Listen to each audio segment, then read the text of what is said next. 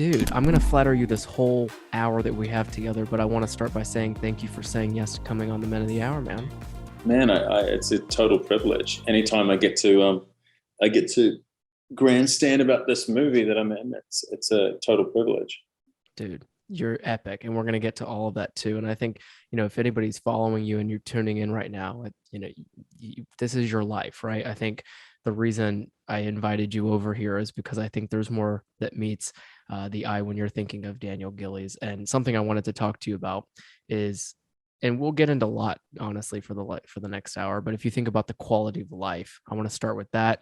And then we're going to go a little bit more in depth, thinking about quality versus quantity in your life. And then also just your perspective on a lot of things when it comes to your life outside of acting, right? Your contributions to the world since becoming Mr. Famous. It's really cool, man. I was looking at your accolades and all the movies and shows that you've been in. But again, we have an hour together, so we're going to get to all of it. I got to start with this quality of life thing, because I think that something that people far often overlook is what your day-to-day could potentially be like. So I wanted to start with that for you. So when you think of quality of life and how you've been able to enhance that for yourself, Daniel, like, what does that typically look like now? It's a great question, man. And I feel like COVID was a period of a very real introspection, not just for me, but for, millions and millions of people around the world, and if we had the luxury of being able to remain in our places and have, this roof over our heads and food in our refrigerators, we start to really ask ourselves what that quality of life is like. There's a beautiful book by a guy called Seth Godin. It's called The Practice. And I read that during the break. And he quotes this American sculptor in the very beginning by the name of Elizabeth King. And she says, the practice, I want to make sure I quote it correctly. The practice rescues us from the poverty of our intentions. And it's a beautiful, and I think that sort of surmises kind of what I feel has been a really helpful navigation tool throughout COVID in particular. It's been a real period of transformation for me. Look, 3 years ago, I separated from my ex-wife, and we began these new sort of mutually exclusive but symbiotic relationships together, and you have to sort of redefine your life there. And I had, in the wake of the originals, I wanted to do work that felt interesting to me or important, and sometimes I just need to make a buck, So, but the practice, just to go back to quality of life, I do think that there needs to be certain things in every day that you do that it sounds solipsistic, narcissistic to say, but you need to have those practices really well entrenched and in place. So, I mean, every day I always make certain, for example, that I journal. I do three pages, garbage or not, it doesn't matter. I do every single day. And I started that in November the 9th last year. So that's a new practice of mine. Just to get the static and the bullshit out of my head, because very often I find that we're besieged with these resentments or thoughts of what you need to do. I have to be here. I should do this. I need to do that. Particularly when you're a father of two little people like I am, and we have joint custody, And so you're not just thinking for yourself, you're thinking for your children and now my girlfriend, which I'll get to later on. But so that was something I needed to implement. And then gradually I started introducing new things to that. I meditate every day now since January. I've done every single day this year. Since not every single day this year, since the last week of January, I began with a meditation app by Sam Harris called Waking Up. I highly recommend it to anyone. And it's not just for the meditation itself. It's so that you can. It's so that you're bringing this kind of it's known as mindfulness to your experience. It makes you more present. It makes you think less about the narrative in your head. It's less about being hostage to your thoughts, which might say, hey, you need to be here, you need to do that, you should be at this place in your career, you should have these things. It's more that you're just where you are, and it kind of gives you, it opens the door to a sort of an equanimity and a new quality of life. So those are two really basic practices that I try and keep. I do intermittent fasting, so I don't eat before midday. I work out 5 to 6 days a week, and I do it really for my mind, because I get anxiety when I don't work out. So I have these practices. So those 4 things, alone, that's sort of self-care and help, and that they help to maintain the quality of life. And just, and I also, I try to read every day for, half an hour to 45 minutes. I make sure I spend beautiful time with my children. I make sure I read to my children every night. There are just little things in place, to go back to Elizabeth King's quote, like, practice saves us from the poverty of our intentions. The biggest mistake that particularly young men and women make, whether they're artists or they're in tech or whether they're athletes, is they think that you need to wait till you're inspired to do a thing. They think, oh man, I wish, and they talk about willpower a lot, which is just fucking bullshit. It's nonsense. There's no such thing. Like, willpower is a derivative. Willpower is something that succeeds action. Do you know what I mean? So you need to, if you have these practices in place, it doesn't matter how much you feel like working out, you're going to work out anyway, because that's your practice. Like, you've designated a time, you've designated a time to meditate, you've designated a time for your journal, you've designated time to read. Like, if you're not growing a little bit every day, then you're eroding, And so once those things, once you have those things in place, there's just a constant evolution. Do you know what I mean? And then I have more to give people. I have more physical strength. I'm calmer. I have the ability, if I'm acquiring knowledge, I can share that with my kids. Anyway, I'm going on a huge rant, but I do think quality of life is all about fostering wonderful habits. Habits that enable you to grow just a little bit each day, but waiting to be like, when we see somebody who really is, for lack of a better word right now, successful, we often think that person is someone who has some sort of mysterious God-given inclination, and it's not. It's just that they have good habits. They really do just have excellent habits, and they have the habit of not going to their phone, to Instagram, to dig around and throw an hour and a half away, which I'm guilty of doing, by the way. I'm guilty of that. I'm guilty of, playing a game on my phone altogether too much. And, but there's, if you have those practices in place, you feel less guilty about those moments. That rant might have just given us the entire podcast, Dan. Oh, shit. Sorry. No, trust me, there's much more. That was, there's so much more. I'm staring at the rest of the questions and I'm like, holy shit, I can leave you guys with that if you're listening right now. I don't know if we're going to roll into an advertisement after that, when you might need a break to go think about what Daniel just said. I apologize. That was a lot. That was good. No, I say all of that with... It was a big question. I say all of that with respect. Yeah, I barely asked the question, which was my fault, but I think it was kind of open-ended, which is exactly why I think you gave such a great answer. And you brought up so many good points about habits. And you did say something, though, I wanted to hit on before we continue, which was that as you, and I'm the same way, but this is your episode, you get anxious if you don't go to the gym. I know a lot of people are like that, and it's not just the gym. I think it's if you don't have maybe a routine. Can you tell us a little more about why you feel anxious if you're not going to the gym? And I'm sure it probably is for other things too. Well, don't you feel like it's just, it's anthropological, right? Don't you feel like we're animals? We neglect that so much. And I think it's kind of the holiest part of us, right?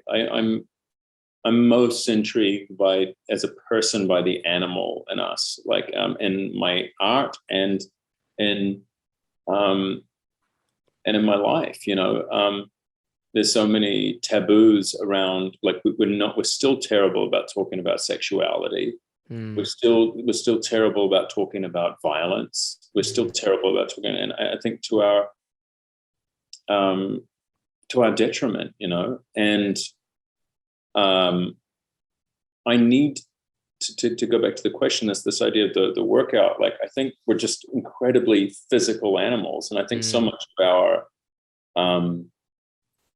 I think so much of our psychological disorder is about not using your body. I mean, apart from the fact that the sheer fact that you're releasing serotonin, dopamine, endorphins when you work out, like you're also making the whole cardiovascular system better. You're oxygenating. You know, the body, when the body's happy, like so much else is happy. Like I find it very difficult to believe that you know. That I'm surprised there isn't more research or ubiquity of information about how directly, you know, I mean, I guess Michelle Obama made this big push for moving kids and getting them, you know, It was the Move Your Body campaign, right? That was yeah, which 2010, I I think think. was Yeah, kind of it's noble. cool. It's true. It's a real curse in American society. You guys have just this embarrassment of riches in terms of you know, cheap and altogether too readily available junk food, and just with zero nutrition and stuff like that. And just even changing the way you eat can affect you so radically, you know. And we don't talk about that, you know. But anyway, I find that I get anxious if I go 3 to 4 days without a workout. I start to get anxious, and I used to have terrible anxiety. I actually kind of discovered it by accident, you know, that because I was having panic attacks, and I started doing Muay Thai. I want to say about 10 or 11 years ago, and I did it for about 6 or 7 years before a couple of injuries kind of and some work really. I was unable to continue, but I wouldn't mind returning to it actually in a very gentle way. But I found that I was doing these excruciatingly difficult workouts. I just threw myself into it in the middle of like kind of feeling as though my mind was just dismantling itself somehow. And I didn't talk to anyone about it because, again, we're so, especially as men are told that there's no one you should speak to, especially about things like this. And I didn't want to seek help. This is before I was a father, and actually, you know, these workouts helped me to. I just restored my peace in a way. Like I was like, oh, when I work out like this, I'm suddenly calm. I like the thoughts. It just sort of turned the volume down on a lot of the garbage that was knocking around in my head. But I noticed that if I have a poor diet for several days and if I don't work out, fairly hard, that anxiety starts to rise again. You also said earlier that there was a lot of bullshit in your head right before you were. That's why you go and you meditate in the morning, or you go through your app that you had mentioned, right? What is that bullshit in your head? Because I think a lot of us probably have that when we wake up, if I'm not mistaken. You know, I would gamble that it's the shit that's in most people's heads. It's like, you know, I need to be here. I ought to have achieved these things. Harrison's, resentments, like you know, feeling self-righteous about arguments that you might have had, feeling shame about where you aren't, and what and how you ought to have behaved, and just to write them out. I think it's, for me at least, it just sort of voices it and gives it in a way you're able to sort of be clear. I write every day. I write every single day. So I need some sort of exorcism in a way in order to be able to write with a deal of lucidity. And I find that doing those pages enables me to sort of get garbage out, whereas at the same time you're writing, you're sort of beginning the flow of what it's like a communication with your, it's a communion with yourself, sort of, and by sort of shifting the garbage to one side. It's not all garbage, by the way. Sometimes it'll be nonsense. Sometimes it's all positive. Sometimes it's all, you know, sometimes I might just write about what I'm going to write in my scenes for that day, you know. Other times it might emerge as like a plan for how I'm going to organize my daughter's birthday party, which is on Friday, right? like, it's usually the things that are troubling you, and they're right near the surface. And if you've gotten into the practice of writing, then you're sort of dealing with the things that are troubling you the most. Mm-hmm. Wow, that's very true. Because then, too, it goes to our next conversation point, which is about keeping things simple, right? Um, and that also, in my opinion, goes into the quantity or quality over quantity to some extent. Before we get to that, though, if you're listening right now, you've probably noticed the tone of his voice. If you're watching, you could tell he has an incredibly calm demeanor. I wanted to note that really quickly because I think, especially I'm 25, I'm in a time now where things are just moving very too quickly, and it's almost refreshing to chat with someone like you or to meet someone like you rather on this type of platform and be able to understand that you have a very calm demeanor, which I admire. Have you always been this way? No, and I'm surprised that you say that. That's rarely how I'm described. I'm a little, I'm particularly manic with my kids. Like um, I think that silliness is holy, Mm. and I love, and I don't have a single good friend, that isn't just fucking bonkers. Like I love, like, no, all of my friends are kind of idiots, in the most profound and beautiful way. And I get that way a little bit too. I think it's really important to explore that, because it's kind of it's it's sort of the greatest thing in life is the joy of idiocy with people that you love. Mm. I mean idiocy within the realms of like humor and play. I don't mean it in like recklessness, which I can't do because I'm a parent. But no, I thank you for the compliment. No, I'm certainly not a calm person all the time. I'm definitely working on that though, because I do feel like nothing good has ever. I've never no, I've never yielded anything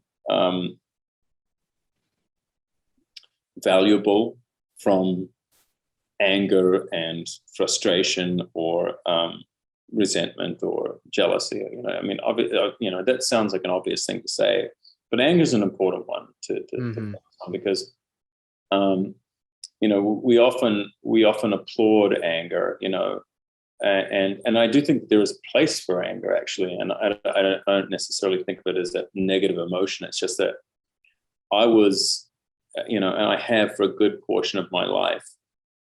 Um, I'm starting. This is starting. These are revelations to me as I meditate. Right, I've spent a good deal of my life being angry about nothing, and telling, because I think we like to cycle stories in our heads about what we think we are. I mean, even now, I'm sitting here with you, and we might have stories in our mind about like how we think the interview is going, or what we think we need to say, or do I need to do this in order to impress him, or do it?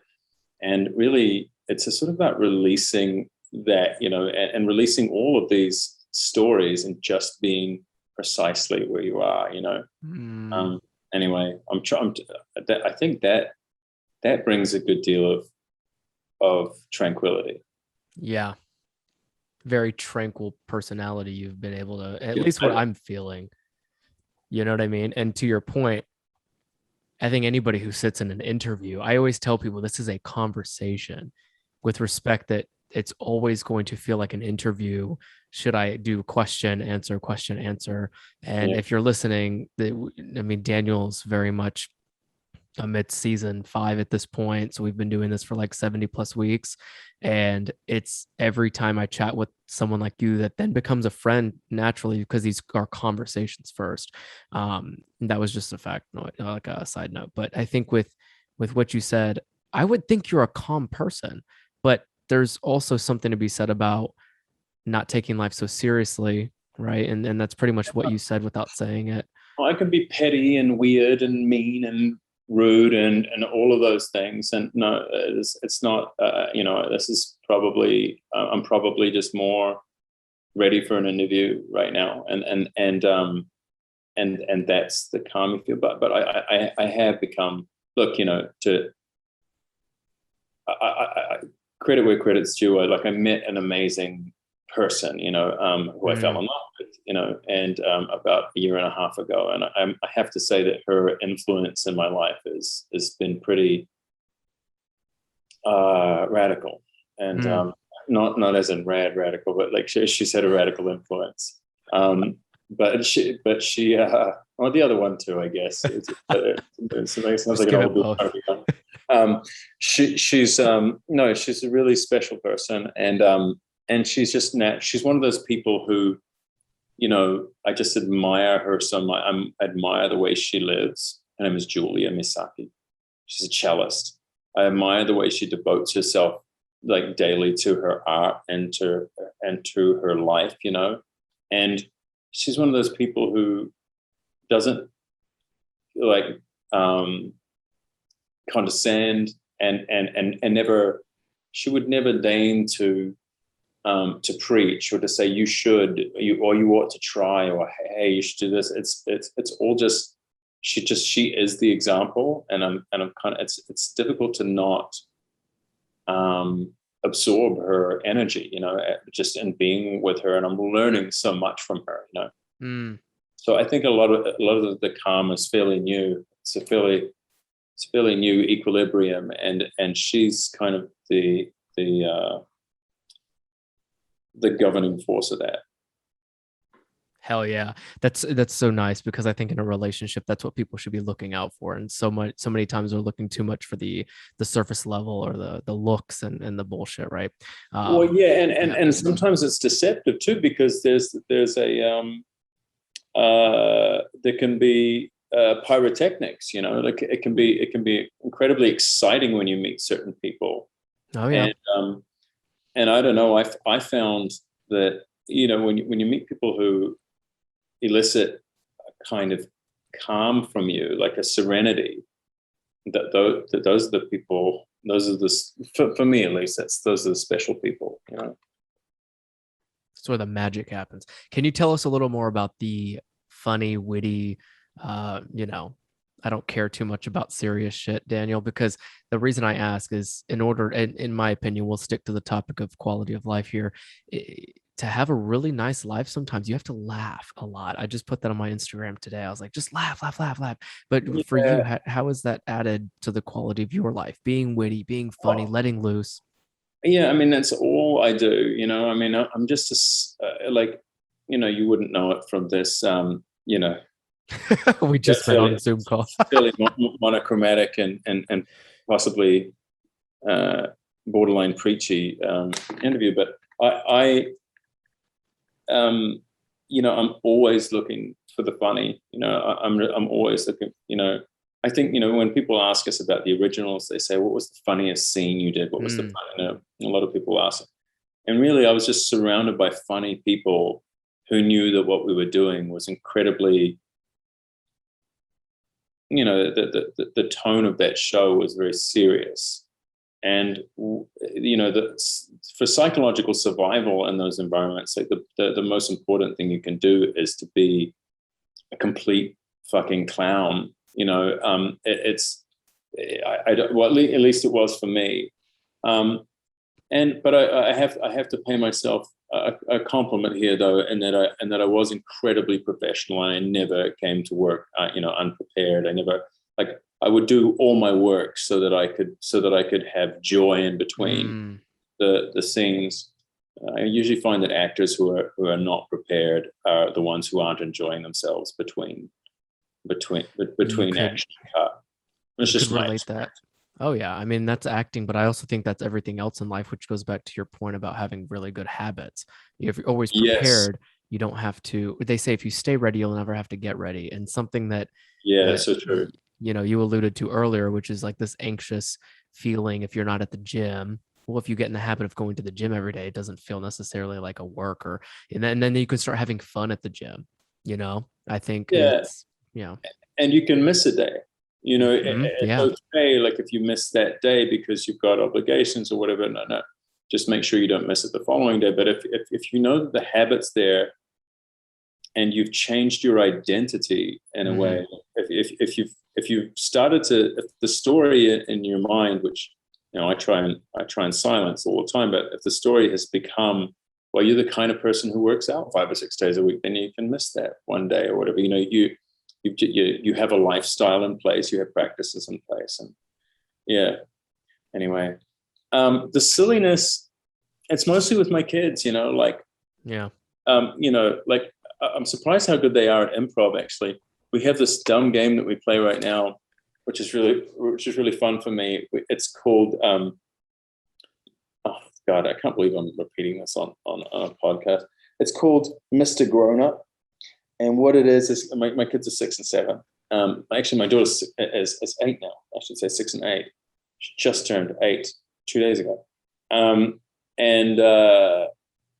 actually, I have to organize a birthday party for her for the Friday. weekend after this. Yeah, for Friday.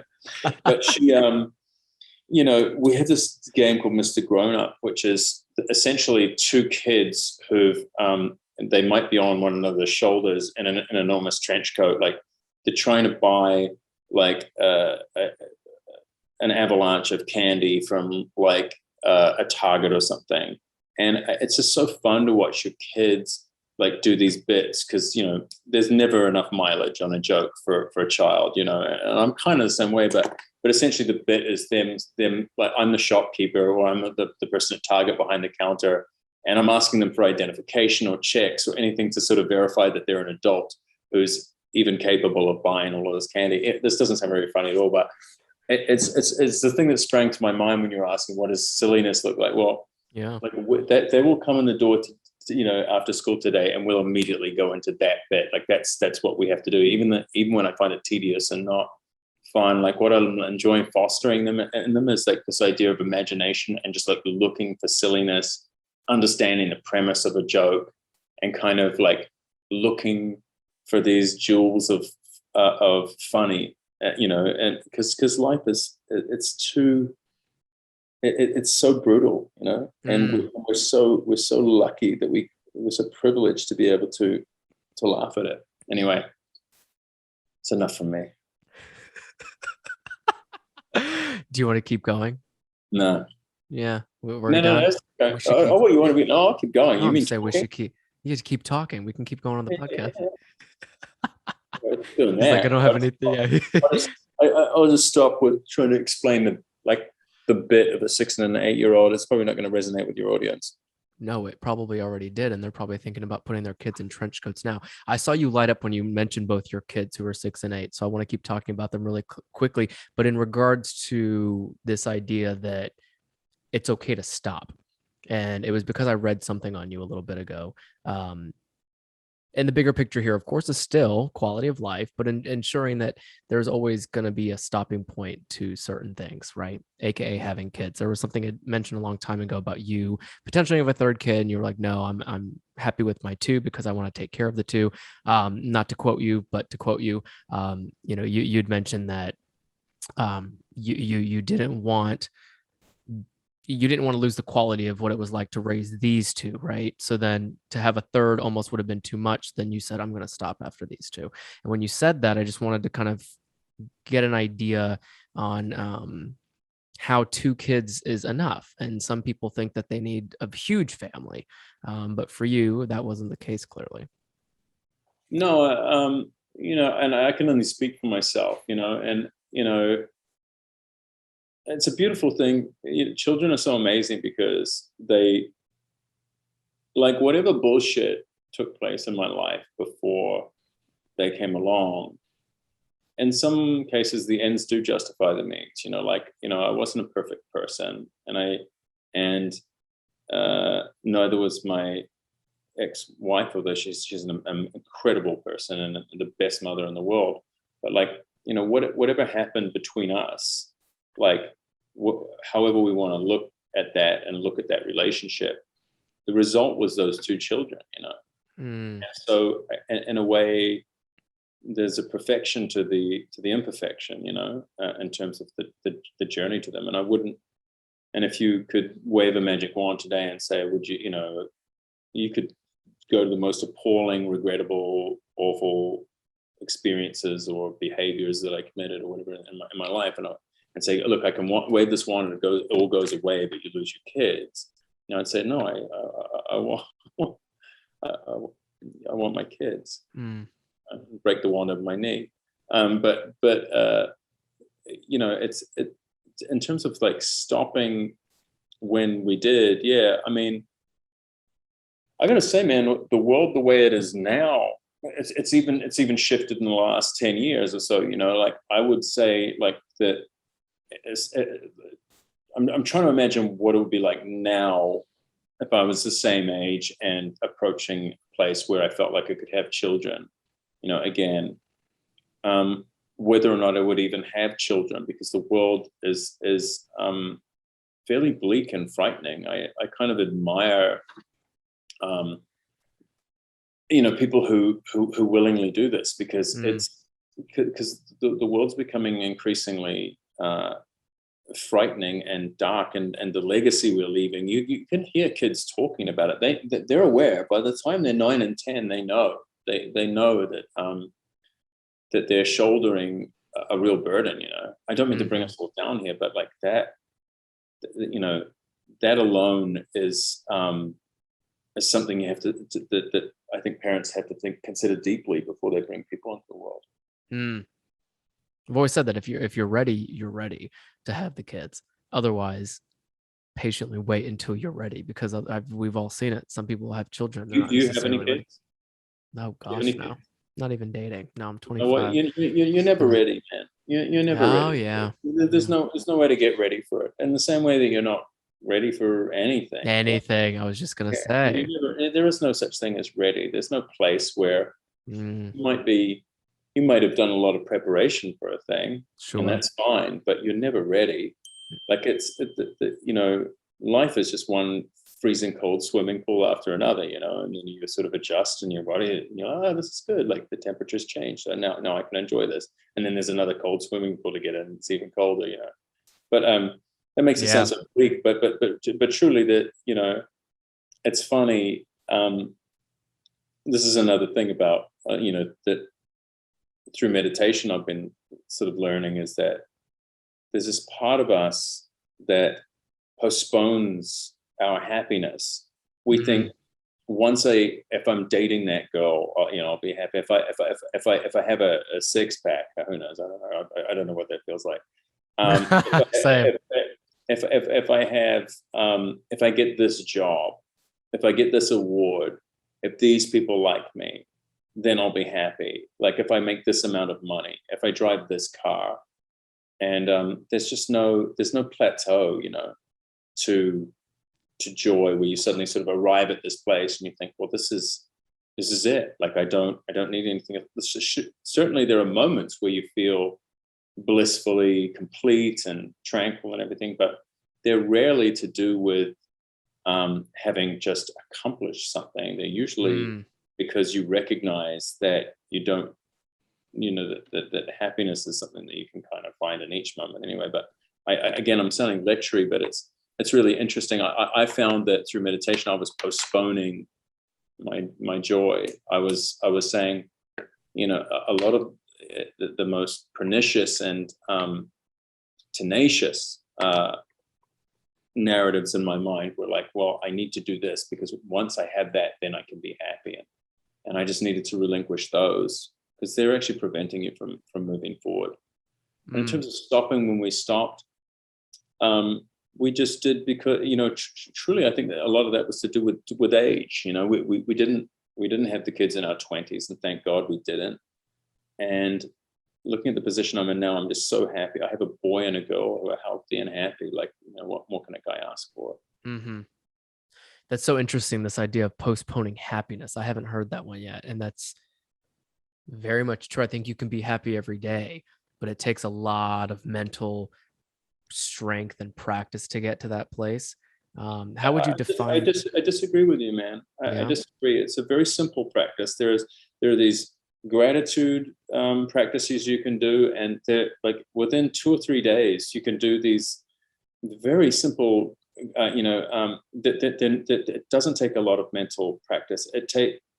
I see. I think I see where you're coming from. You're saying that to dismantle the existent narratives that Mm, are there, that are like, oh man, I've just got to get to there, and I've got to be at this right. place on time, and if I'm going to impress it, though dismantling those, that's difficult. But you can superimpose on top of those Mm, toxic narratives, like the practice of gratitude. I think practicing gratitude. This is very Stoic. This is very in line with the Stoic tradition. That's something that is really worth implementing in your life. I should do it more. I used to every day. Drove to the originals set. It was about a 40-minute car ride. I remember practicing for about 3 to 4 months in there, just practicing gratitude on the way to work. on the drive, And it yeah. was forced and phony for the first few days. I'd say dumb shit to myself like, I'm grateful that I have teeth. I'm grateful that I have my hands. I'm grateful that I have this car. I'm grateful that and before you know it, I seriously mean like within 3 days, like Mm, like it becomes more and more natural, and you sort of, in the beginning it's forced, and then you sort of mean it, like you really mean it, and your brain switches, like there's this, it awakens this part of the mind that seeks that gratitude, that looks for that joy, and you suddenly, I think there's a really good practice. I should start doing that again. yeah, and it's again back to your point about habits. You just have to keep doing it day, and then Yeah, you'll kind of start seeing more and more results. It's like you can say about the gym, and then you can also say it about driving in your car and telling yourself that you're happy you have teeth. It all comes down to like the simple things, you know what I mean? And if yeah. what are your thoughts on that? Keeping life pretty simple to the extent that you're not overloading your mind with too much. That's something else Well, I've I've written always down. admired people who, like my girlfriend lives with a great deal of simplicity, and Hmm. I've always admired that. But it takes quite a bit of discipline to find that simplicity. Like think about even what you desire to do with your life, right? And I'm sure many of us have conflicting desires with what we want. Many of us have, like, well, I kind of want to be this writer, but I also want to host this show. And man, I wouldn't mind, I'm a decent guitarist, so I'm none of these things, by the way. You see, so I wouldn't mind like Uh, having an album at some point. And those conflicting desires can actually uh, erode all useful and constructive work. mhm. Like you might end up doing nothing, like a whole lot of nothing. There's a real bravery, there's a real courage in identifying like who you are, like and what you have to offer, and then where you can place that, and saying, I'm just going to go for that and start on that journey. You don't need like, and because so many people, folks, like that simplicity is essential though. I Mhm. think that's the core tenet of simplicity, is choosing what you think you offer and who you are, and what you bring, because really that's all that's going to be left when you're done. Like Mm, who are you going to, like what are you going to do with your life essentially? mhm. I mean, who knows less about what to do with their lives than, forgive me, younger people, but who knows less to do with their life than 17, 18, 19-year-old kids, even up to 23. I'm sorry, you're still a child, and Mm, you don't, and yet we bequeath them with this like decision to make, and they've thought about it very little, or maybe in intermittent periods when they weren't getting high or fucking whatever. I don't know. Look, we don't spend enough time really methodically thinking, okay, well, look, what can I do? What can I bring? mm, And I think that that's the cornerstone of the simplicity, is saying, what can I do that ignites me, that makes me mm, feel as though I'm making a contribution, that makes me that I can earn a living from, that I feel like is exactly where I'm supposed to be. And mm, it doesn't necessarily have to be, that can change, by the way, too. You can start on one journey and go, actually it's this, like say technology changes, right? And then suddenly there's a new technology, which now your platform for whatever is being exhibited in a new way, I think.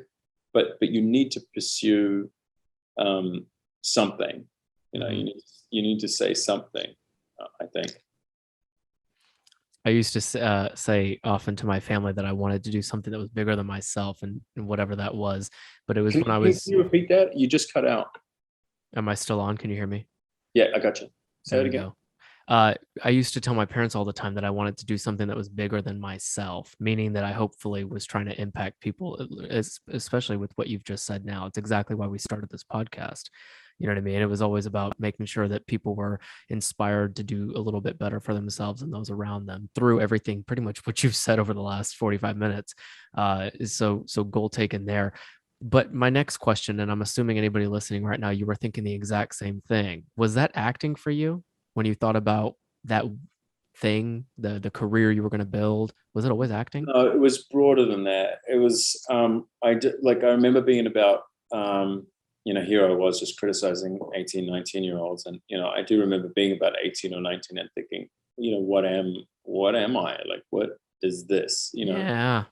And I thought, I'm a storyteller. And I remember thinking that, and it was like, just follow that, follow that, and you'll probably find joy. Yeah. So it's acting, but it's also like I think I'm a decent enough writer, and and I write every day, and I directed my own film about a decade ago. Oh yeah. I was about to start the same process again, and I think that's just like, I like asking questions of the world, Mm, through art. I love that storyteller.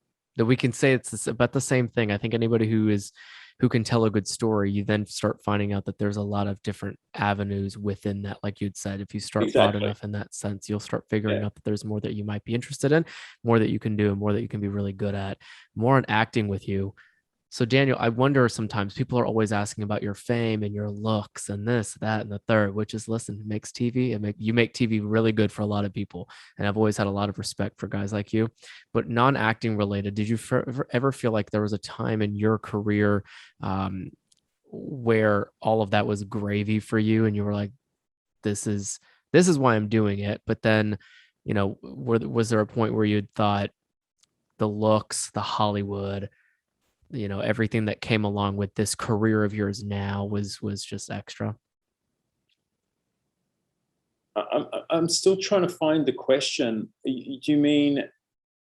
Help So I me. feel like a lot of times in like the Hollywood scene, for instance, right? In like TV and film, a lot of people are getting often confused with the idea of you as opposed to who you really are. Did you feel like sometimes there was a disconnect there, or has it always been that you wanted to portray characters? This is actually the question. You wanted to portray characters that were going to resemble somewhat of who you are as a person off camera.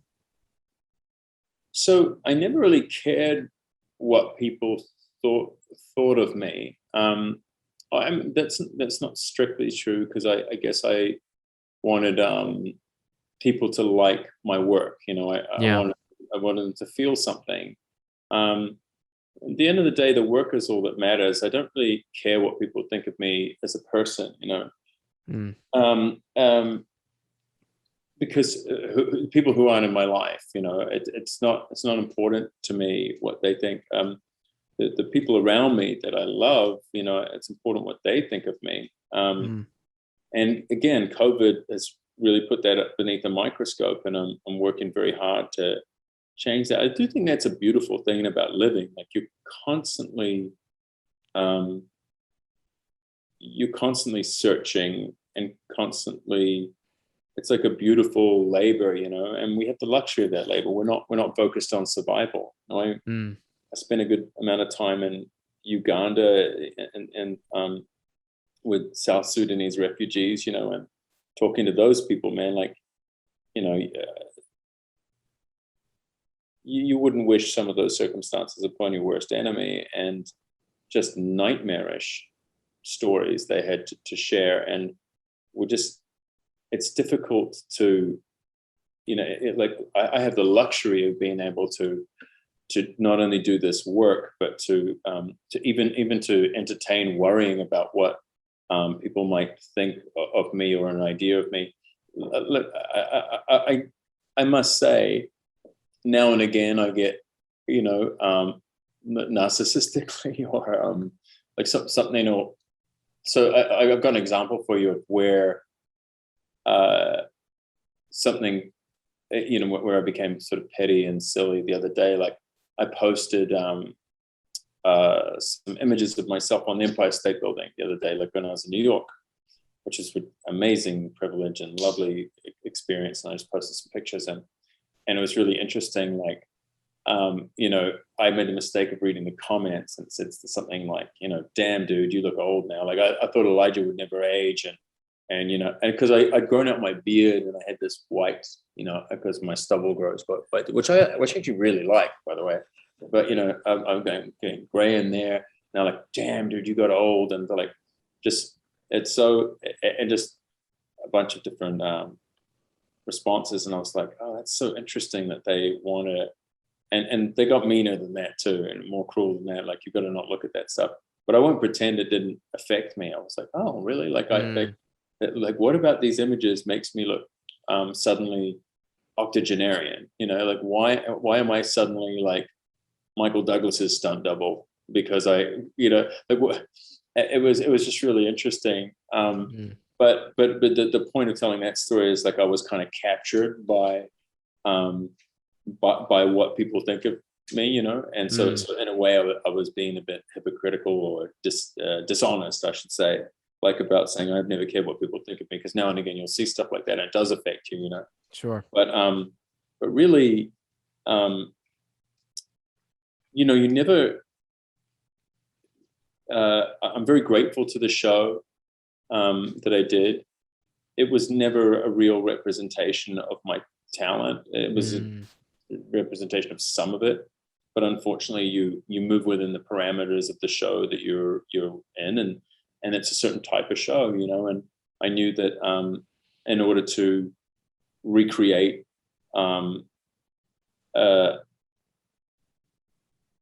redefine, I should say, redefine what my capabilities were artistically, I had to move towards material like Coming Home in the Dark, which I did, and I'm very, very blessed that even happened, As we're gonna wrap very shortly, my friends. Listen, and I love your dog. Pick your dog. Is he gonna pick his dog up? He's about to pick his dog up. He's so big now, I can't pick him up. What's his name? Winston. Oh, Winston. Oh, it's a beautiful husky. Big. He's like 7 months, and he's already like moly. 65 pounds. Look at him. He's like, Daddy, what are you doing to me? Yeah. What are you doing, buddy? As he's holding Winston, Daniel. So it's no surprise that a lot of actors for a long time have to work side jobs and they pick up any and everything. And I just remember reading that you had been in the service industry while you were, going to pursue acting. So if you could take us back for a moment and tell us about your learnings over the years with regard to, busting dishes or waiting on people or just being in that service space while you were pursuing acting. For people who are listening right now, I wonder if anybody has a side job while they're pursuing like maybe a full-time gig that they really want to make. They have a full-time gig that they would rather be pursuing their part-time job. So what was it that you kept telling yourself when you weren't a full-time actor at the time? Yeah, it's a great question. Look, and it's all that I was doing, so I knew I was doing it to sustain my life while I was doing auditions and whatnot. I did theater for years before I was in television and film, and there's no money in that either. So you kind of had to keep waiting tables. I did every form of labor you can think of, and I was terrible at many of these jobs, but I did them all because I was, and especially from about 18 to, let's say 25, 26, I just never stopped working, and I often held multiple jobs at once. And I think that stuff is important. Like, you can see it in men and women's eyes when as actors, you can feel in them that they had, like, for those who are listening, who may feel stuck or in a rut or not doing what they dream of doing, even though they feel they have a degree of talent, or if they are pursuing an acting career, and they're doing these jobs, just know that the job you're doing right now, it's making you all the more interesting for when you do, um, for when you get that job. You're carrying so much more with you. There's nothing more depressing to me than watching actors who have been famous, like you take a Nickelodeon kid or whatever who might have got famous at 13 or 14. It's not to be dismissive of them. It's not their fault, but some of these kids go on to have careers and become big stars, and you can just see and feel in them where they're missing a certain elements in their performances. Like, I brought this one up the other day, but like Leonardo DiCaprio in The Departed, he's supposed to be this criminal who's just come, this guy who's just come out of prison, tough guy. There's just nothing about that man and that movie that in any way displays any kind of strength. I've met prisoners, and I've met many of them, and I've hung out with, I'm drunk with them and getting ready for coming home in the dark. And the most diminutive of any, or obsequious of any of these guys would absolutely eclipse whatever Leo is in that film. No, I think the guys that, hey, Winston, no, no, he's going for the cat box. He likes to eat cat food. Look, and like I think Leo's a great actor too. Like I think he's really interesting in things like when he was younger, particularly like Basketball Diaries and What's Eating Gilbert Grape and This Boy's Life. It's amazing. But like, and it's not his fault. You take great roles, but like when it comes to strength, these guys, I'm using as an example, like, no, I can tell you've been a millionaire since you were 13. Like I can't feel a man in there, and I won't unless you go and do something that changes that chemistry in you, It just, and that doesn't mean he's not a good actor. It just means that it's just not there. So if you're doing these tasks which feel sort of slavish and tedious and like you're not where you're supposed to be, just know that you're only creating yourself as a more interesting being for when you bring that to your work, your acting. I mean, I think it's really important. I still try to do to this day things that I'm terrible at. Like I like doing things that I'm not very good at. Like whether it was doing Muay Thai, or whether I was teaching myself Spanish, or whether I'm to embark on another language now, I won't say. And so I like to, or just educating myself, or being a father. Being a father imbues you with something. Like look at these women. You can tell that actresses when they, before they have kids and after they have kids, I think they're better actresses when after they have children. There's a new strength and a new vulnerability to them. That hardship only makes you more interesting within. This all just goes. This all just goes. You know what else is about to go is this podcast. Oh, We have yes. to wrap, my friend. I want to get Daniel to his next thing. He has something coming up that I want to get you to. Listen, this is called show business. You're a busy guy, and I want to get you to your next thing. If you're tuning in, I hope you learned something. Holy moly. We had you for the full hour, buddy. So I thank you so much for saying yes, for trusting me with this conversation. I swear I could pose you one question, and then there was one question that wasn't even a question. You still came out with something phenomenal. But that's why I tell people I love being able to sit down with you on a Zoom call, ask questions, shut up and listen, and everybody just becomes inspired. So thank you for saying yes, buddy. Thank you, Justin. Appreciate it, man.